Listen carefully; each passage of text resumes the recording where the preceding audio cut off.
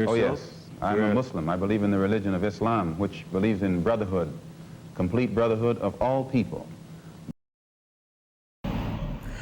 Why are students losing motivation these days? It's not because they're lazy.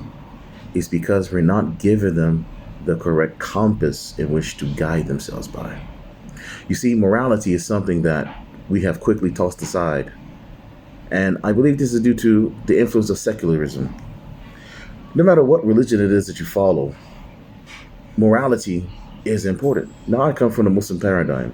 And of course, Islam is the compass by which we guide ourselves. When a person has no compass and morality is thrown out the door, they're going to do whatever they want. They're going to do whatever they think is right.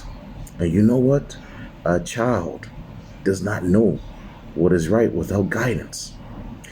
If left to his own actions, the child is going to eat candy, cereal, popcorn, soda pop every day, all day. They don't know no better. They're going to do what they think is right. If somebody says something to them that they don't like, they're going to react with violence. They're going to hit, they're going to spit, they're going to curse. Why? Because they don't have a moral compass. If you don't tell a child how to dress properly, they're going to come out looking any kind of crazy. Right? We know that.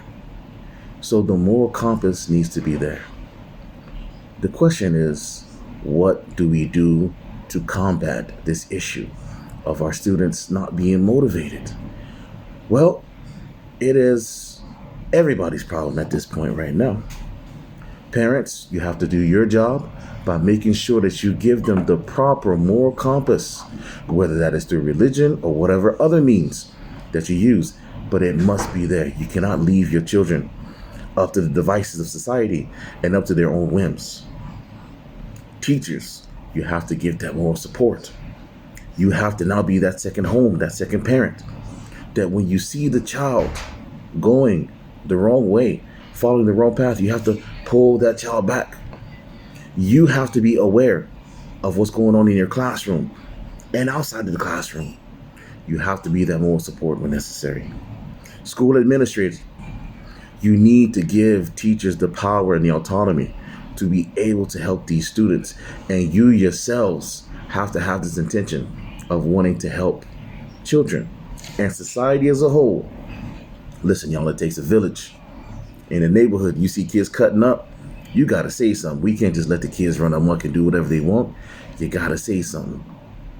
And you know what, y'all? Truth be told, as communities, we need to get back to the fundamentals, man. We need to get back to knowing each other. If you don't know your next door neighbor, this is a problem. If you don't know the people in your neighborhood, this is a problem. We got to get back to that. Because you know what? In my day, that was an issue. We were worried about, somebody seeing you doing something, to get on the phone and call your mom and tell, hey, I see your son doing this and that. That was a real threat back in the day.